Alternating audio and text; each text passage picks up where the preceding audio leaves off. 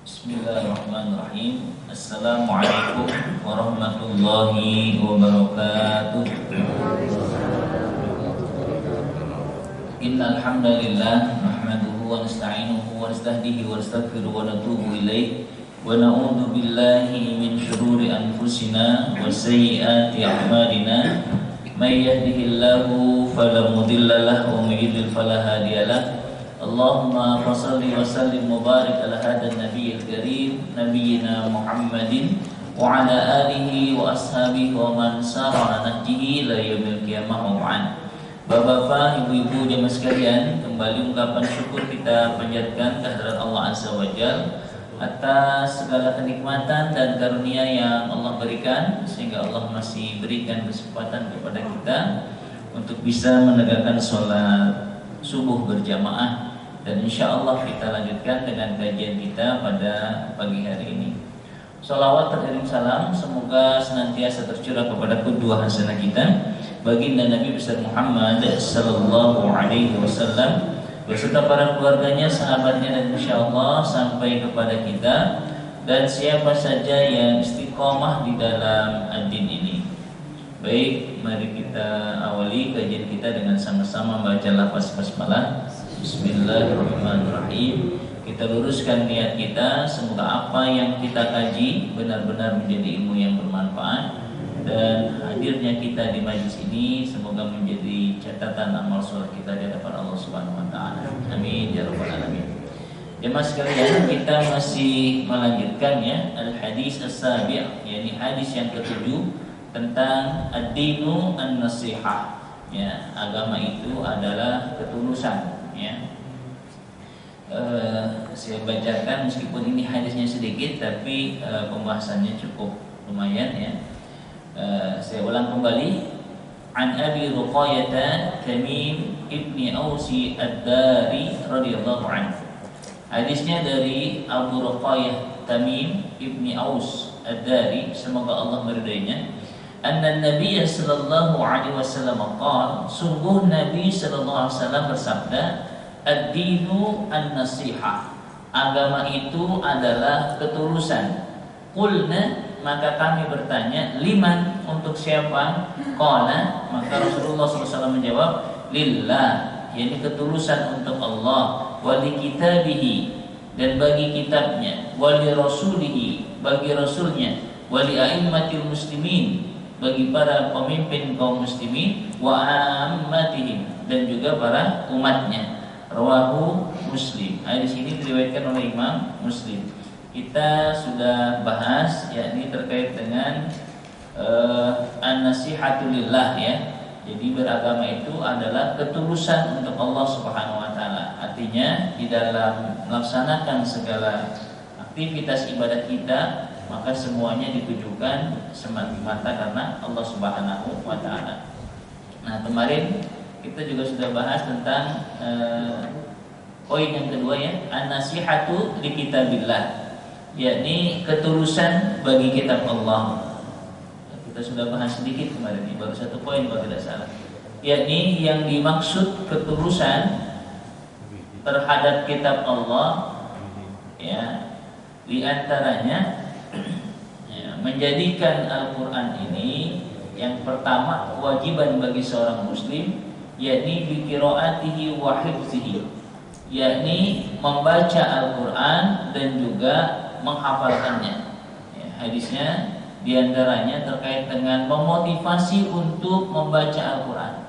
Nabi SAW mengatakan dalam sebuah hadis riwayat Imam Muslim, Iqra'ul Qur'ana, bacalah oleh kalian Al-Qur'an, fa innahu ya'ti yaumal qiyamah syafi'an li ashabi. Ya, karena nanti pada hari kiamat Al-Qur'an itu akan datang ya sebagai syafi'an, ya sebagai penolong kita di ashabi, bagi orang yang membacanya. Juga khusus bagi mereka yang menghafal Al-Qur'an. Nah, jadi ada di sini babnya tadi qiraah wa hifzi. Jadi di dalam membaca dan juga menghafalkannya. Nah, bagi mereka yang menghafal Al-Qur'an ini ada kekhususan ya, disebutkan di sini terkait dengan mereka yang menghafal Al-Qur'an ya. bahwa mereka nanti ditinggikan pada hari kiamat, ya, yakni pada surganya, tempat surganya itu tergantung dengan akhir dari bacaan yang dibacanya. Ya, disebutkan di sini, ya, dalam sebuah hadis rawan Abu Dawud wa Tirmidzi. Hadisnya diriwayatkan dari Abu Dawud dan At-Tirmidzi an Rasulillah sallallahu alaihi wasallam. Dari Rasul sallallahu alaihi wasallam, yuqalu lis sahibil Qur'an, akan dikatakan bagi mereka yang menghafal Al-Qur'an, iqra wartaqi, bacalah dan terus naik, ya. Warattil kama kunta turattilu bid dunya. Warattil, dan bacalah Al-Qur'an itu dengan tartil. Yani tartil itu membaca Al-Qur'an sesuai dengan kaidah tajwidnya, dibaca sesuai, ya. Sebagaimana dulu engkau membaca saat di dunia. Nah, ini kita bahas sedikit, ya. Kemudian fa inna manzilataka 'inda akhiri ayatin taqra'uha. Dan sesungguhnya tempatmu nanti itu pada posisi terakhir ayat yang dibacanya. Masya Allah, ini kekhususannya bagi mereka yang menghafal Al-Quran. Pertama, nanti pada hari kiamat dia disuruh membaca. Setiap dia membaca dia akan naik terus. Sampai di mana? Nah, sampai terakhir ayat yang dibaca, disitulah tempat surganya dia berhenti. Masya Allah, ya. Kalau yang hafal 30 juz gimana? Udah mentok 30 juz. Ya, Masya Allah, ya, ini dia berhenti tempat surganya sesuai dengan apa yang dibaca. Dibacanya gimana? Nah, di sini ihfaz fis sudur. Dia membaca sesuai dengan apa yang terdapat dalam hatinya, dalam dadanya. Karenanya ya paling tidak ya kita punya hafalan Al-Quran. Meskipun nggak semuanya, belum bisa semuanya, nah, tapi paling tidak ada yang dibaca. Nah, terus kemudian dari hadis ini juga ada pelajaran warattil kama kunta turattilu fid dunya. Dan bacalah Al-Quran itu dengan tartil sebagaimana dulu kamu bacanya saat di dunia. Masya Allah, ya. Jadi waktu di dunia bacanya seperti apa? Ya, makanya ketika nanti adab dalam baca Al-Quran, baca setartil-tartilnya, sebagus-bagusnya, ya. Tartil bacanya, tertib, tenang aja bacanya, santai, ya. Nggak usah buru-buru, ya. Ini nggak usah targetnya nguber, ya, nguber khatam, ya, nggak harus begitu. Tergantung nanti levelnya, ya, levelnya. Ya kalau kita mungkin biasa-biasa, ya udah baca dengan tartil. Makharijul hurufnya pas, sifat hurufnya pas, matnya pas, semuanya harus sesuai. Kenapa? Karena Al-Quran diturunkan dengan tajwid, dibacanya juga dengan tajwid. Nah, itu terkait dengan tartil di dalam membaca Al-Quran. Nah, terus kemudian di sini yang kedua kewajibannya kaum muslimin terhadap Al-Quran tadi membaca dan menghafal. Yang kedua di sini yakni bitartilihi wa tahsini sauti bi qiraatihi, ya, dengan tartil membacanya dan juga dengan apa? Wa tahsinu sauti, dengan bagus suaranya, ya. Bagus suaranya gimana? Nah, terkait dengan bi qiraatihi, bacanya dengan suara yang bagus. Nah, gitu. Jadi jangan kalau nyanyi karaoke bagus, baca Quran nggak bagus. Yang punya suaranya bagus baca Al-Quran, ya. Jadi baca Al-Qurannya dengan bagus suaranya, disuruh bacanya bagus, ya. Karena bisa jadi bacaan yang bagus itu bisa menyentuh. Nah, di sini disebutkan kenapa mimma yaj'alul qira'ata awqa'u fil nafsi, agar bacaan yang bagus itu bisa meresap ke dalam jiwa, wasma' fil qalbi, ya, ngerembes gitu, ya. Sehingga mungkin ada misalnya kalau Imam Masjidil Haram gitu, ya, ketika dia baca Al-Quran, Masya Allah, ya, terus kita ngerti artinya, itu bisa, ya. Mereka imamnya menangis, jamaahnya pun bisa menangis. Kenapa? Karena paham itu apa yang dibaca, ya. Kalau yang imamin Syekh Sudes gimana, ya? Masya Allah, ya. Alhamdulillahi Rabbil Alamin. Wah, luar biasa ya. Baru dia baca begitu, lemes bacanya. Makanya disebutkan di surat apa itu?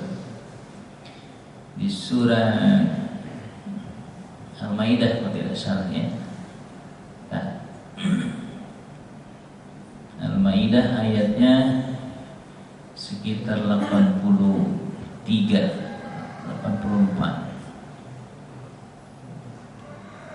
Ini disuruh baguskan Pak bacanya.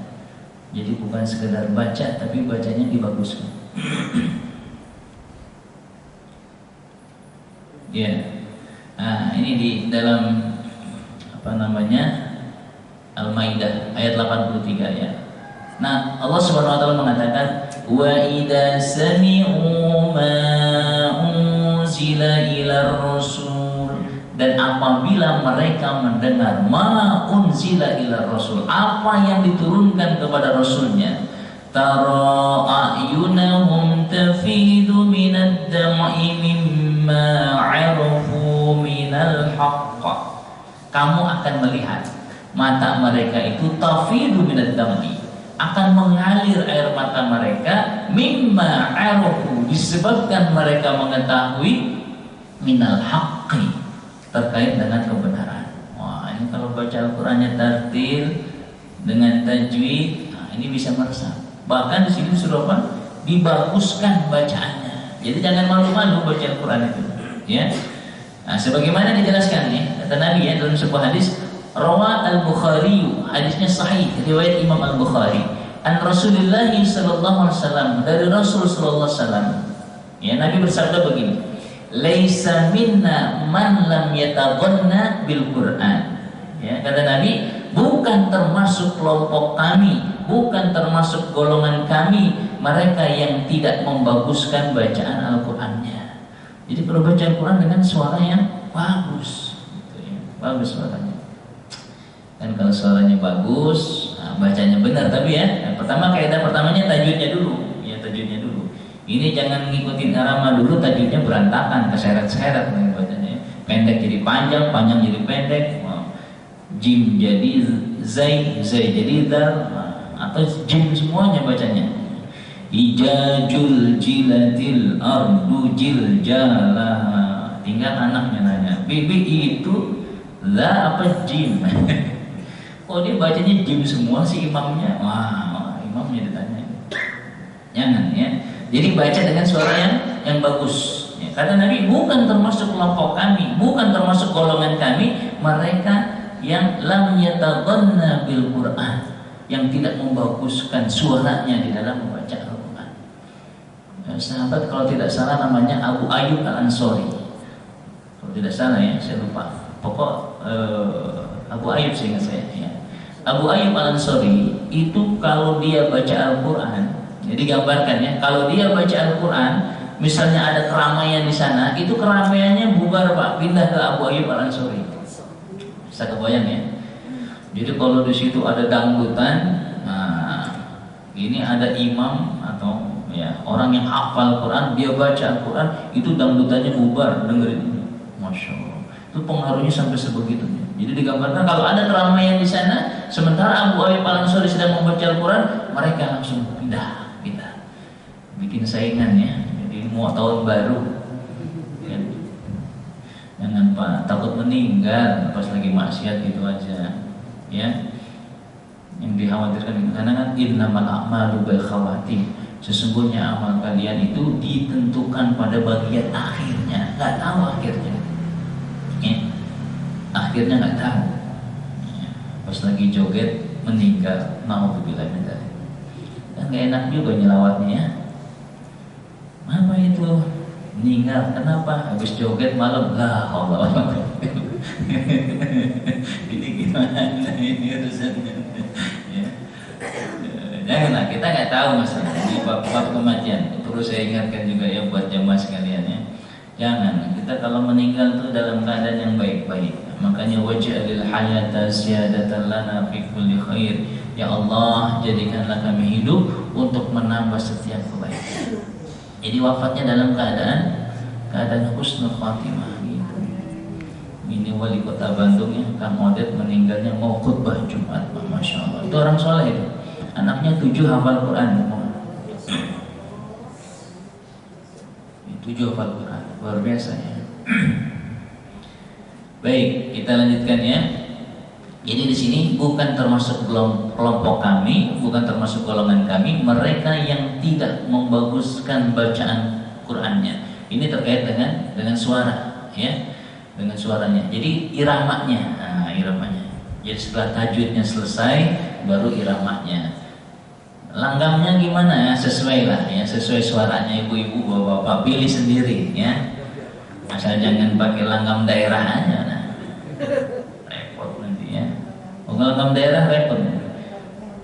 Langgam Sunda, langgam Jawa, langgam Minang, langgam Batak jangan. Ya, udah repot nanti. Nanti yang pendek jadi panjang, panjang jadi pendek, udah pasti itu, ya, udah pasti. Alhamdulillahirabbil alamin, arrahmanir rahim. Repot urusannya. Jangan. Baik ya. Berikutnya apa? Nah, yang ketiga di sini bitadabburi ma'anihi wa tafhamu ayatihi. Yakni dengan tadabbur, mentadaburi maknanya dan memahami ayat-ayatnya. Ini juga nggak kalah penting. Ini tadabbur itu ingin mengetahui apa maksud dari ayat ini, gitu. Itu tadabbur namanya, ya. Ya, jadi dibaca berulang-ulang. Kenapa Allah turunkan ayat ini? Apa maksud ayat ini? Begitu.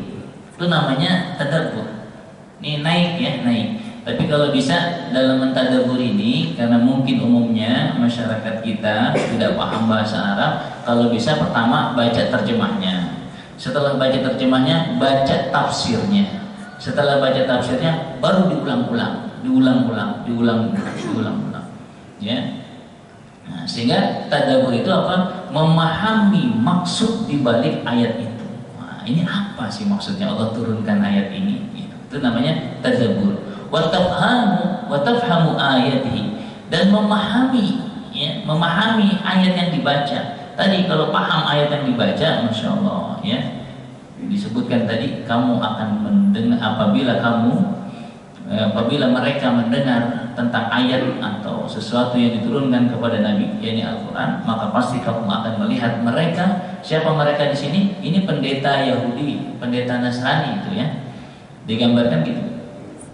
Jadi dulu ya disebutkan di sini ya, orang-orang Nasrani ya, qalu inna nasara. Jadi di Al-Quran kalau ditanya Yahudi sama Nasrani, itu kata Allah lebih dekat kepada orang-orang Nasrani. Tapi yang paling keras permusuhannya ya, ini jangan dipotong terus salah. Ayat 82 sebelumnya ya, la tajidanna asyaddan nasi adawata lil ladzina amanu al-yahuda wal ladzina asyraku. Kata Allah, pasti kamu akan dapati orang yang paling keras permusuhannya terhadap orang muslim. Siapa? Orang beriman. Siapa? Orang Yahudi dan orang musyrik. Itu paling keras permusuhannya terhadap kita. Kata Allah, walatajidanna aqrabahum mawaddatan lil ladzina amanu alladzina qalu inna nasara. Ya, dan sungguh kamu akan mendapati orang yang lebih dekat dengan mereka, ini dengan orang-orang beriman. Siapa itu? Mereka yang mengatakan inna nasara, sesungguhnya kami orang-orang Nasrani. Jadi lebih dekat ketimbang orang Yahudi, ketimbang orang musyrik ya. Nah, terus kemudian kenapa? Dzalika bi annahum minhum qissisina wa rubbana wa annahum la yastakbirun. Karena sesungguhnya di tengah-tengah mereka itu ada pendeta, tapi syaratnya yang mereka tidak menyombongkan dirinya. Nah, ketika mereka tidak menyombongkan dirinya, kemudian baru, dan sifat mereka ketika mendengar ayat yang diturunkan kepada Rasulullah, maka pasti kamu akan melihat mereka menangis disebabkan karena mereka mengetahui tentang kebenaran. Nah, ini kisahnya ketika sahabat Rasulullah yang hijrah ke Habasyah bertemu dengan Raja Najasyi. Nah, maka kemudian dibacakan oleh Ja'far bin Abi Thalib tentang surat Maryam. Ya, Maka kemudian pendeta Najasyi itu menangis sambil mengatakan, sesungguhnya apa yang ada pada kami dan ada pada kalian itu berasal dari satu tempat yang sama. Nah, gitu ya.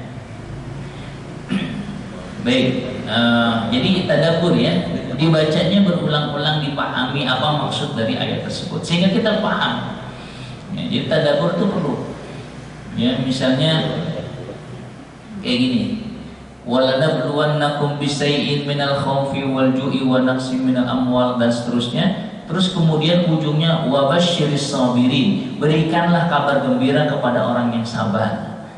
Ini kira-kira hubungannya apa nih? Allah katakan ya, dan sungguh kami akan uji kalian, diuji dengan kekhawatiran, kelaparan, berkurangnya harta, berkurangnya jiwa, diuji dengan buah-buahan.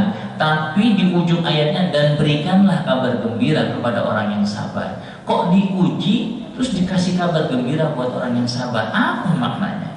Kayaknya apa ya? Kontradiktif nggak kayaknya? Diuji tapi ujungnya dikasih kabar gembira gitu. Kontradiktif nggak kalian? Ya, kelihatannya ya, diuji tapi ujungnya kabar gembira gitu. Nah, makanya dibaca tafsirnya. Kenapa? Karena dari setiap ujian yang Allah berikan itu hanya mampu ditangani oleh orang yang sabar. Kenapa orang yang sabar itu dikasih kabar gembira? Disebutkan dalam tafsir, karena mereka nanti akan diberikan surga, diberikan pahala dari musibah yang diterimanya. Gitu. Ada seorang ayah diuji dengan wafatnya seorang anak. Maka Allah mengatakannya dalam sebuah hadis disebutkan, Allah bilang sama malaikat, "Hai malakal maut, apakah engkau telah mencabut nyawa anak hambaku?" Gitu. Kata malaikat, "Sudah ya Allah." Apa yang diucapkan oleh hambaku tadi ketika anaknya dicabut? Kata malaikat, hambamu mengucapkan, "Inna lillahi wa inna ilaihi raji'un." Hambamu mengucapkan itu ya Allah. Kata Allah apa? "Banu baital fil jannah," maka buatkanlah olehmu satu rumah di surga untuk hambaku tadi. Wasummiya biha baitul hamdi, dan berikan nama rumah itu dengan baitul hamdi, rumah pujian. Nah, ini maknanya apa? Seorang ayah ya, anaknya meninggal, sedih nggak? Sedih. Nangis nggak? Nangis. Tapi kata Allah, diberikan kabar gembira dengan apa? Dibangunkan satu rumah di surga. Senang nggak? Senang. Itu maknanya ada ujian tapi ujungnya surga, ada ujian ujungnya pahala. Masya Allah. Kalau orang ngadepin ujian kayak begini, dapat musibah kayak gini, saya pikir tenang dia. Ya sedih, nangis ya nangis, tapi ada pahala yang bisa dia dapatkan. Karenanya Ummu Salamah mengatakan ketika Abu Salamah ngaji sama Nabi, jadi Abu Salamah suaminya ngaji sama Nabi, habis ngaji sama Nabi diceritain ke istrinya. Nah, ini juga gitu ya, bapak-bapak yang ngaji sampaikan ke istrinya, ibu-ibu yang ngaji sampaikan ke suaminya. Ya, tadi ada pengajian begini-begini. Nah, Abu Salamah tuh begitu nyontohin. Habis dia ngaji dari Rasulullah, disampaikan ke istrinya. Terus kemudian sama istrinya dihafalkan.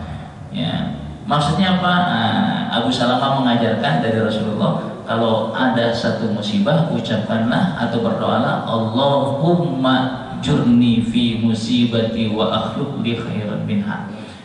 Ya Allah, berikanlah pahala dari musibahku ini dan ganti dengan yang lebih baik. Nah, gitu. Maka akhirnya setelah Abu Salamah meninggal pada saat itu, maka akhirnya Rasulullah SAW mendatangi Ummu Salamah untuk menikahi Ummu Salamah. Nah, gitu. Ada yang lebih baik daripada Abu Salamah. Masya Allah, itu terkait musibah. Baik, berikutnya apa? Nah, bita'limihi lil ajyali al muslimah, yakni mengajarkan kepada generasi muda, generasi muslim. Ya. Jadi Al-Quran itu tadi setelah ditadaburi, maka jangan lupa mengajarkan kepada generasi muslim berikutnya. Ya. Agar apa? Agar mereka memiliki tanggung jawab di dalam menjaga kitab Allah ini. Jadi harus disampaikan. Jangan sampai nanti anak-anaknya nggak bisa baca Al-Quran. Jangan. Harus ya. Jadi kita dulu bisa baca Al-Quran, terus kemudian diajarkan kepada generasi muslim. Nah, ini sudah banyak metode nih. Jadi memang harusnya pemberantasan buta huruf Al-Quran itu sudah selesai. Jadi harus bisa. Ya, orang muslim harus bisa baca Al-Quran. Bahkan hanya itu, ini generasi berikutnya. Maka kewajiban untuk mengajarkan ini diapresiasi oleh Rasulullah SAW. Sebagaimana dalam sebuah hadis, ya, Rawa al-Bukhari an Rasulullah sallallahu alaihi wasallam, diriwayatkan oleh Al-Bukhari dari Rasulullah SAW bersabda, ini sabda Nabi ya, khairukum, sebaik-baik kalian, man ta'allama al-Quran. Jadi orang yang mau belajar tentang Al-Quran wa 'allamahu, dan mengajarkannya. Jadi nggak usah sedih ya. Jadi orang yang paling baik kata Nabi ya, di antara orang yang baik apa? Orang yang mau belajar Al-Quran. Itu orang baik. Sebaik-baik kalian yang mau belajar Al-Quran, itu orang baik. Terus wa'allamahu, dan juga orang yang mengajarkan Al-Quran, ini juga orang baik ya.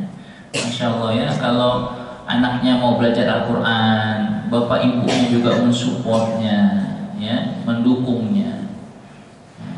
Ini juga terkait dengan guru Al-Quran ya. Tolong ya, ini penghargaan karena Allah muliakan orang-orang yang membawa Al-Quran. Juga dimuliakan ya guru-guru yang ngajar Al-Quran. Ya. Ini kemarin Pak Lurah tuh cerita ya, dia punya program dulu masih jadi lurah di Cipayung nih. Dia cerita ya, jadi pas kalau ini ustadz-ustadz kampungnya tuh ya dikasih hadiah gitu. Karena ustadznya nggak ada yang ngasih hadiah. Ya, ini guru apa disebutnya deh? Guru lekar. Dia bilang, ya kita bisa ngaji itu gara-gara guru lekar itu. Kalau nggak ada dia nggak bisa baca Al-Quran.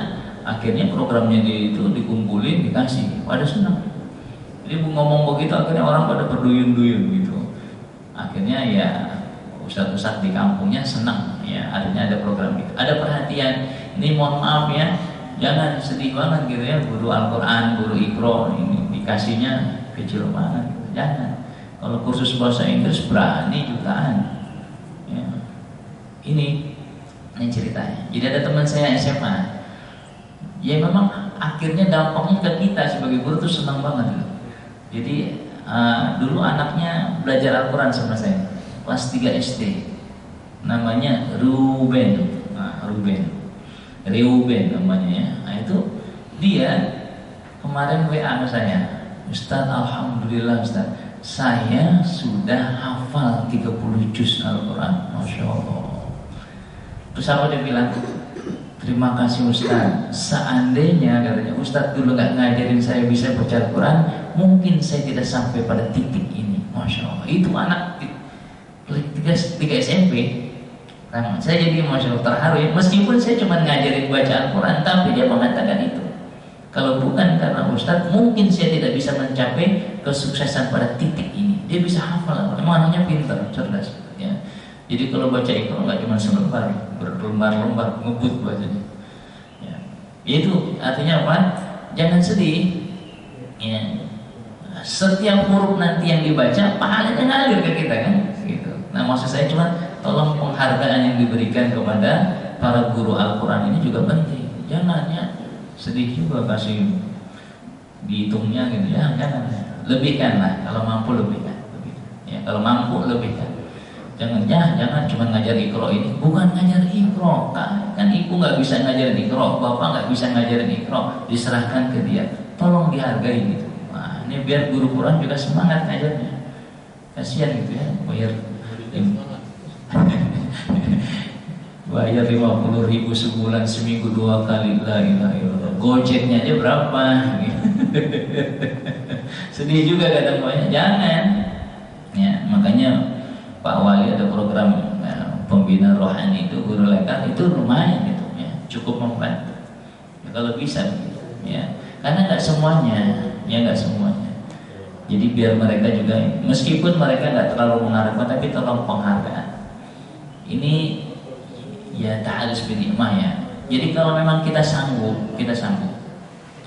Anak saya sudah cerita kemarin ya. Jadi yang kedua tuh di pesantren Tahfiz tuh, ya alhamdulillah bulan Mei kemarin menghatamkan hafalannya 30 juz. Jadi yang kelas 9 itu di Pondok Sawangan. Itu berapa kali pimpinan pondoknya ngubungin saya, Ustaz, anak antum dapat beasiswa. Berapa kali? 2 kali. Sampai akhirnya saya bilang, terima kasih, buat yang lain saja. Saya bilang, kenapa?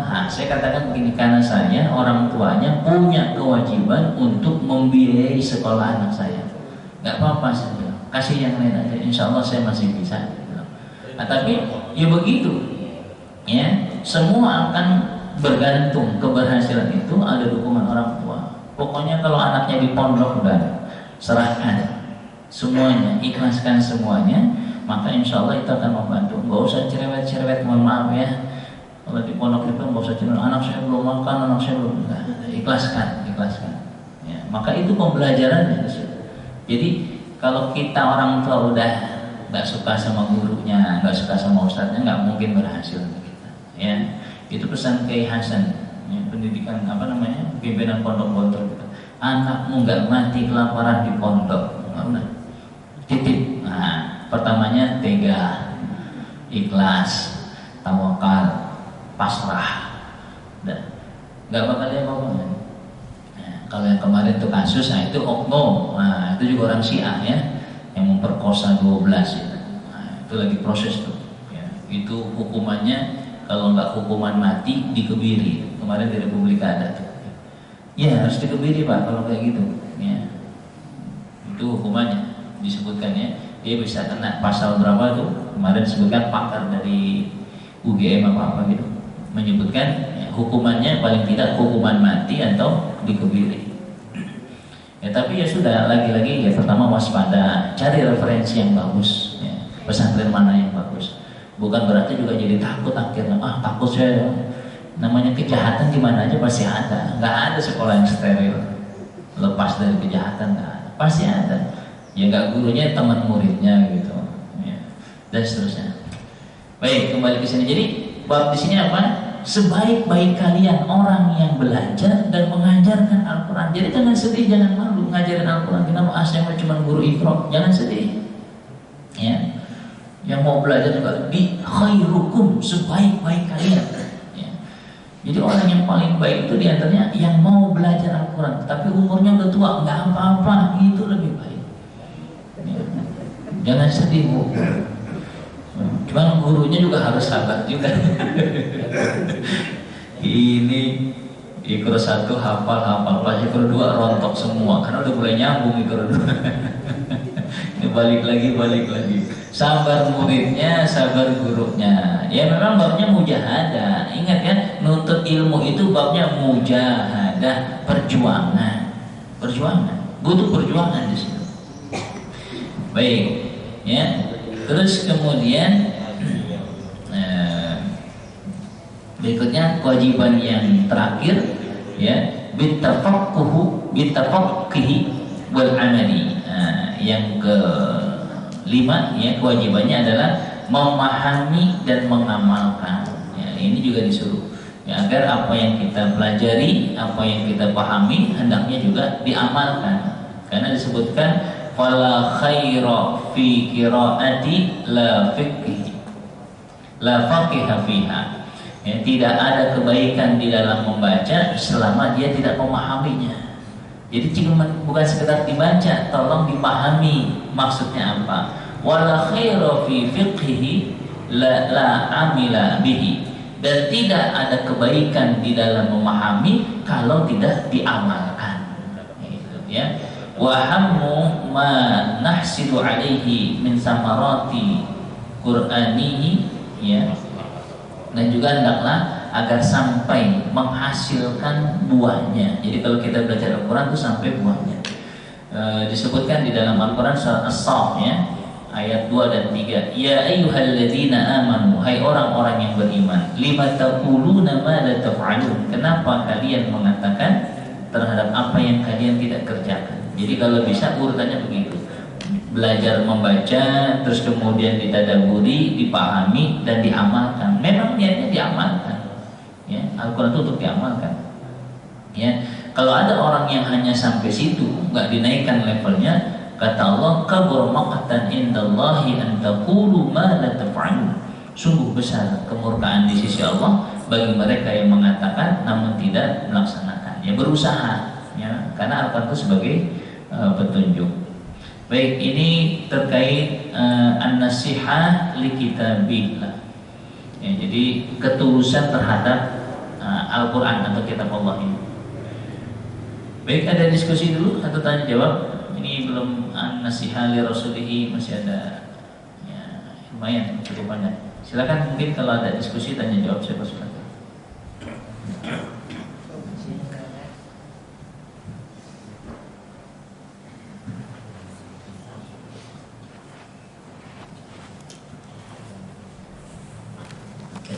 Maupun hukum-hukum bacaan.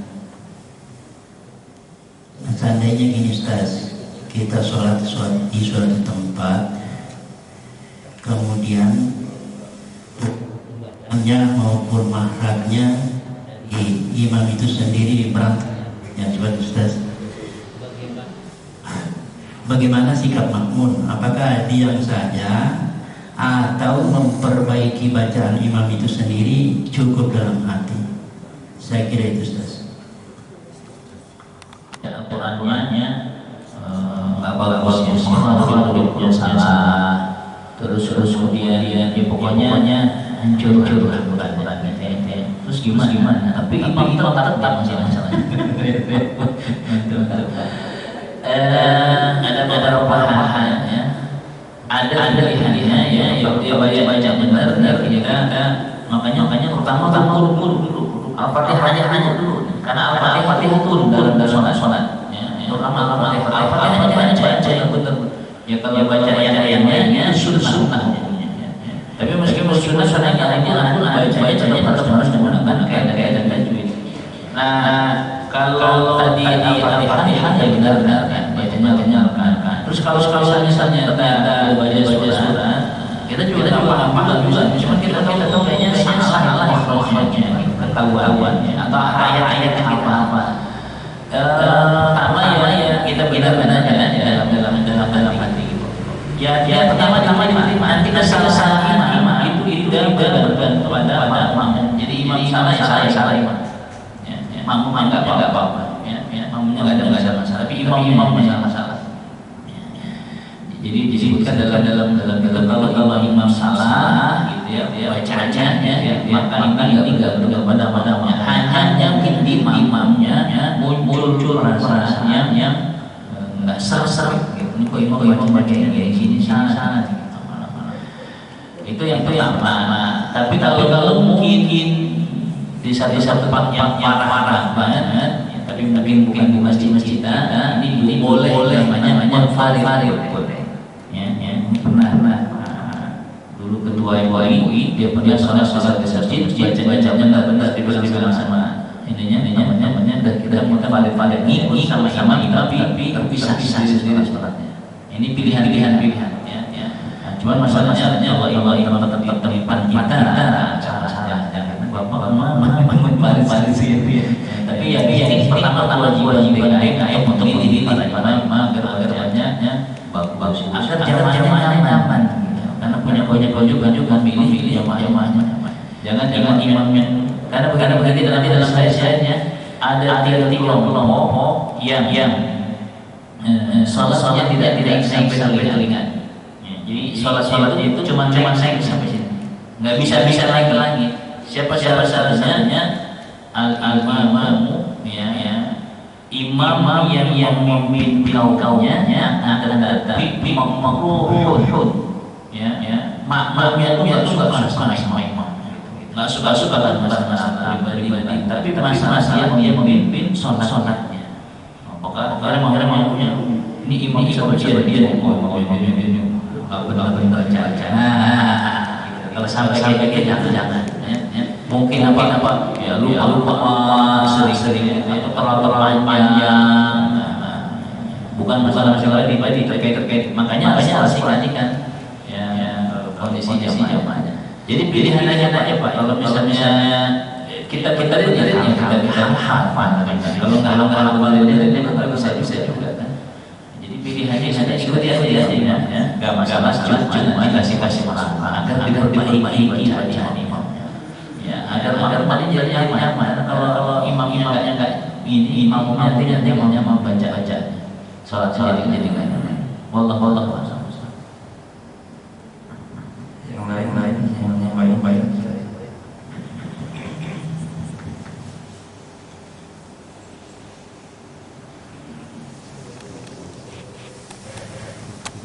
Bismillahirrahmanirrahim. Assalamualaikum warahmatullahi wabarakatuh. Di dalam al itu ada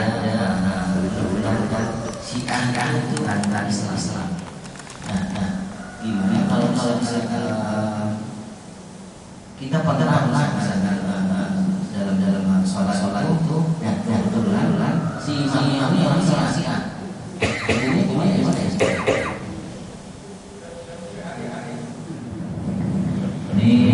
terkait dengan Syiah dan Sunni. Dalam namanya begini. Syiah itu juga ada macam-macamnya. Ya. Ada Syiah yang dengan Sunni. Namanya Syiah Zaidiyah. Itu dekat Sunni. Ya. Tapi kalau kita Syiah yang ada sekarang, yang termasuk di Indonesia itu namanya Syiah Istisna Asy'ariyah. Jadi Syiah yang 12 yang berujuk-rujuknya atau agak-agaknya di Iran. Jadi yang ada Syiah Indonesia Syiah Iran itu. Nah, kalau Syiahnya yang Isna Asy'ariyah ini apa namanya? Mereka bukan Muslim, bukan Islam. Kenapa bukan Islam? Tuh syahadatnya berbeda. Ini masalah umum sebenarnya. Cuma masalahnya nggak berani untuk termasuk Muslim sendiri nggak berani menyatakan karena kaitannya dengan negara lain. Gitu ya. Pertentangannya panjang, nggak berani. Dulu Ustaz Jenderal Topik dari dalam Syiah itu membicarakan Syiah, kenapa berani gitu. Harusnya jelas saja, makanya cuma nulis dipertanya-tanya kan ketika Ustaz Pian nulis tentang apa namanya waspada terhadap Syiah itu kebangkitan Syiah itu diinginkan sama orang-orang Syiah dikritisi. Karena bukan MUI yang mengeluarkan. Nah intinya kalau yang Isna Asy'ariyah kenapa Islam satu syahadat beda sama kita. Kalau kita syahadat ini dua kali syahadat kepada Allah, asyhadu an la ilaha illallah. Yang kedua syahadat kepada Rasul wa asyhadu anna Muhammadan rasulullah. Itu syahadat kita. Dan itu menjadi apa namanya rukun dalam Islam kita. Tapi kalau mereka selesai syahadat tambah syahadat ada 12 imamnya disebutkan. Tuh. Terus kemudian yang kedua terkait Al-Quran. Kalau Al-Quran mereka mengatakan Al-Quran yang ada sekarang itu baru sepertiganya. Jadi kalau sekarang 3 juz sepertiganya berarti masih ada 6 juz lagi. Ya. Kata mereka ini baru sepertiga. Nah kalau sepertiga masih ada sepertiga lagi. Mana samanya?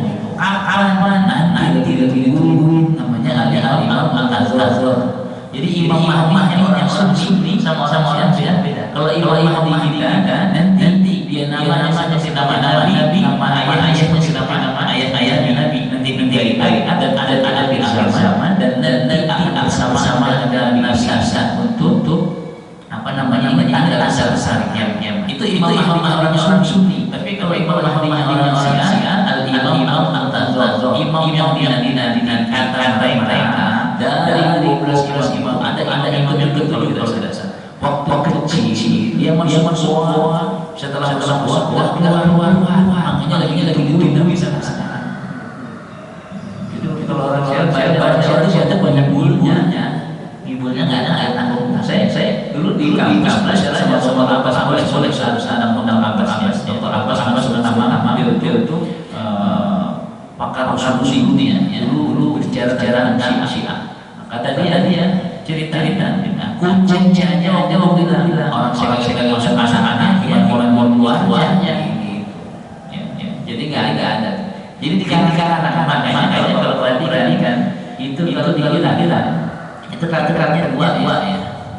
Yang satu dikosong-kosongin, satu lagi imamnya dia besar ada imamnya. Coba nanti lihat itu imam mereka tuh besar benar. Kita kan ada nih adik. Yang satu lagi dikasih warna panggung imamnya yang tadi bilang tadi. Jadi udah membingungkan memang. Kalau dia katakan Al-Quran ini sepertiga berarti dia nabi nggak mana gitu ya? Ya nggak konsekuensinya nih. Kalau dia bilang Al-Quran itu sepertiga berarti dia nabi Muhammad nggak menyampaikan soal Allah. Ya karena Al-Quran itu hanya Nabi Muhammad, nggak ada yang lain. Nah kalau dia bilang sepertiga berarti dia Nabi Muhammad itu menyembunyikan kitman namanya. Nabi nggak ada urusannya depan-depannya. Padahal Allah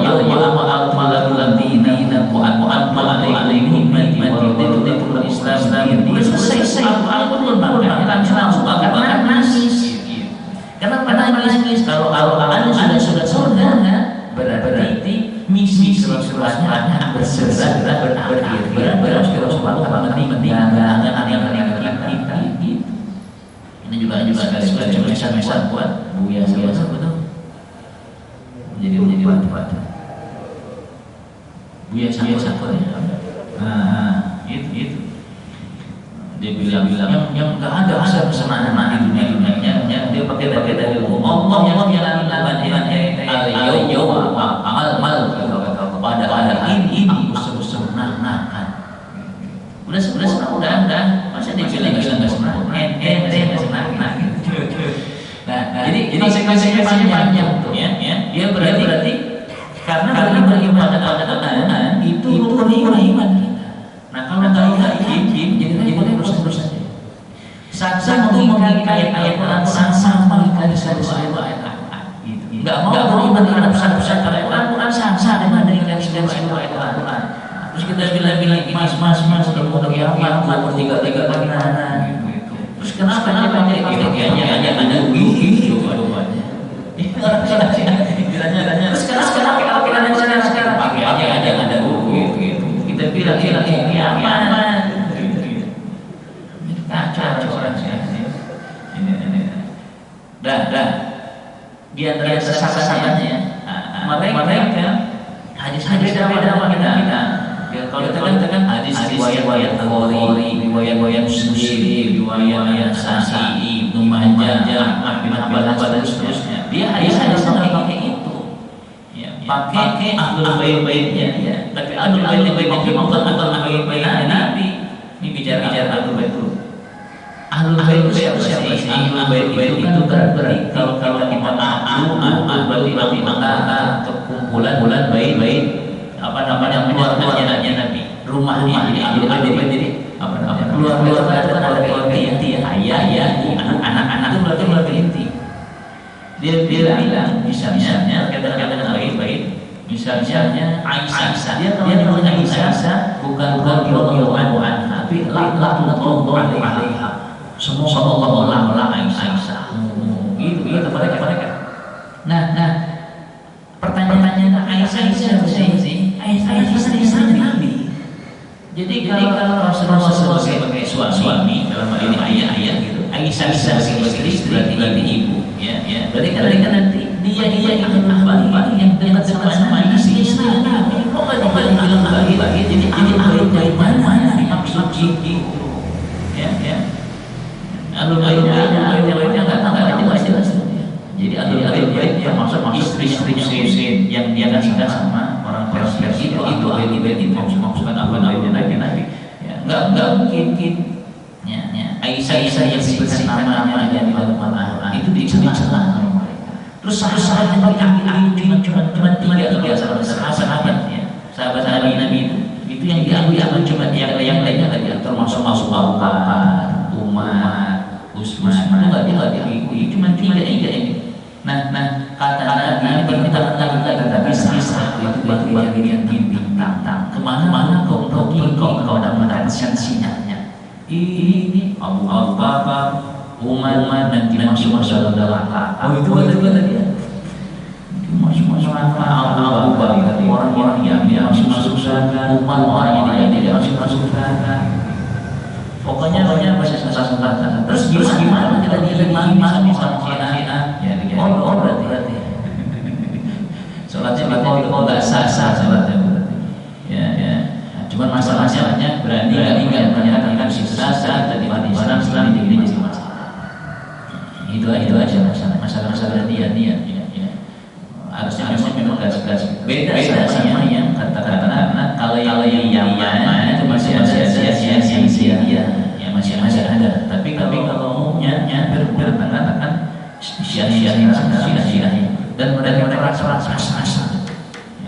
sejak zaman termasuk setan itu semua itu orang salah membuat sesuatu yang sifatnya menyesatkan dan membingungkan. Satu lagi kalau mereka makna sesuatu atau mereka tanya pada ulama sunni ini bodohnya jarang sih. Kalau nanti tanya sama ulama sunni nanti jawabannya kebalikan dari ulama sunni gitu. Orang kayak gitu. Ditanya imam tanya, saya gimana gini. Kita tanya aja sama ulama yang bodoh itu. Suruh tanya sama ulama bodoh. Ketika ditanya atau dia jawabnya apa kebalikan gitu. Pokoknya banyak. Jadi gimana ya sah. Jadi beriman itu. Ya. Cuma masalah keberanian dia menyatakan ini Islam atau tidak. Termasuk ya misalnya. Islam iman. Kenapa mengakui dan ada bisa Nabi mati meskipun sholat meskipun puasa. Jangan salah ya. Karena yang ada beda apa? Di usulnya, di pokoknya. Di pokoknya kalau beda pokok ini nggak bisa. Syahadat bersama, kitabnya bersama dan seterusnya. Ini di antaranya. Cuma yang khawatirkan nanti kolaborasi. Si A kolaborasi dengan tasawuf, si A kolaborasi dengan benar. Dan memang mereka dalam menyampaikan itu lebih banyak tentang logika. Contoh Abu Hurairah dalam jalan-jalan Abu Hurairah itu sahabatnya paling banyak hadis lima hadis diriwayatkan oleh Abu Hurairah. Tapi mereka orang Syiah apa mungkin orang yang 5 tahun baru masuk Islam bersama bisa menghafalkan 5 hadis. Sementara ada Abu Bakar, Umar, Utsman yang lebih masuk Islam nggak berani yang hadis segitu. Itu jangan hadisnya harus palsu. Itu kata-kata mereka. Lupa mereka. Makanya baca Al-Bukhari. Saya itu disebutkan utama sahabat Nabi antaranya adalah Abu Hurairah. Emang Abu Hurairah masuk Islamnya 5 tahun sebelum wafatnya Nabi. Tapi Abu Hurairah belajar di mana-mana di sini ada Abu Hurairah. Makanya Abu Hurairah katakan wahai sahabat Ansar, ya, ketika kalian sibuk dengan niat-niat, maka aku sibuk dengan Rasul. Ketika kalian lupa, aku enggak lupa. Wahai sahabat jadi kalian sibuk dengan pertanyaannya, ya. Aku tetap bersama Rasulullah. Ketika kalian lupa, maka dia aku tidak lupa. Itu Abu Hurairah. Nabi pernah mengatakan siapa yang gelar sholatnya kemudian dia dilihat lagi kata Nabi dia akan ada dari dan dia tidak akan pernah itu akhirnya gelar gelar lagi gitu. Kok gitu bisa masuk ke aplikasi itu gitu diaktifasi gitu. Nah ini beda karena Abu Hurairah mengatakan Rasul itu nggak pernah dusta. Jadi kalau Nabi ngomong bedanya. Iman sampai kayak begitu. Apa cuma balik lagi hafal semua, ibu lah. Terus yang lain ikutin terus enggak. Itu khusus buat Allah. Jadi 5 tahun mengaji tanya ente udah tahu 4 tahun belajar tidur. Jangan 4 tahun tidur.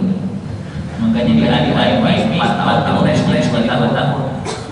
Biar kumpul panas begitu. Jadi jelas kan pada ada dunia main macam-macam. Belajar serius ini. Aku kalau iman tahu apa saja.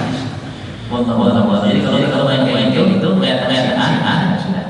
Cuman jarang mau terang ya. Dari awal terang. Tapi dia caranya dia kasih ada di situ itu ada. Tapi kalau masih harus begitu ya. Ibu sikat nggak bakal namanya taqiyah itu menyegarkan dan tidak buat dia tidak. Makanya belajar begitu ya. Wallahu a'lam. Cukup